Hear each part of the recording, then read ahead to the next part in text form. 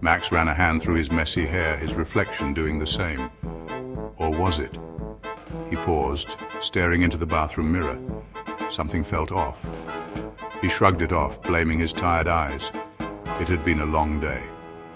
Later that night, brushing his teeth, he caught it again. The reflection was a fraction of a second behind. A shiver ran down his spine.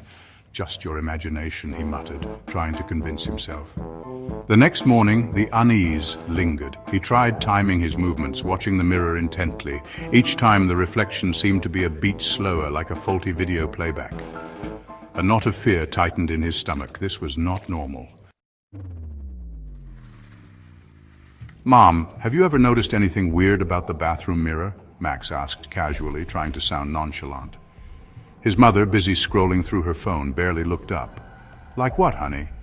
"I don't know, like glitches." He fumbled for the right words. She chuckled. "Glitches? Maybe you need less screen time and more sleep." Max sighed. He couldn't exactly tell his mom that his reflection was acting up. She'd think he was losing it. He decided to keep it to himself, at least for now. He spent the next few days meticulously observing the reflection. It seemed to be getting worse.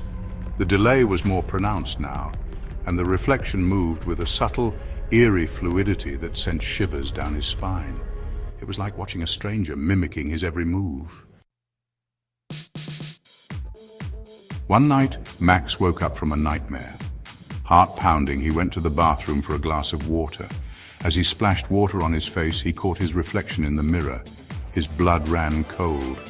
The reflection wasn't mimicking him anymore. It was staring directly at him, a malevolent smirk playing on its lips. Its eyes, usually his own shade of hazel, glowed with an unnatural, eerie light. He stumbled back, knocking over the glass in his hand. The clattering sound seemed to break the spell. The reflection was back to its usual delayed mimicry. But the image of those glowing eyes and that sinister smile remained etched in his mind. The following days were pure torture for Max. He avoided the bathroom mirror as much as possible, the dread gnawing at him constantly. He couldn't shake off the feeling that something was terribly wrong. One evening, he couldn't take it anymore. He had to confront this. He stood before the mirror, staring at his distorted reflection, his heart pounding in his chest. "Who are you?" he whispered, his voice trembling. The reflection smiled, a slow, chilling smile that spread across its face like a crack in an ice sheet. And then it moved. The mirror rippled like water.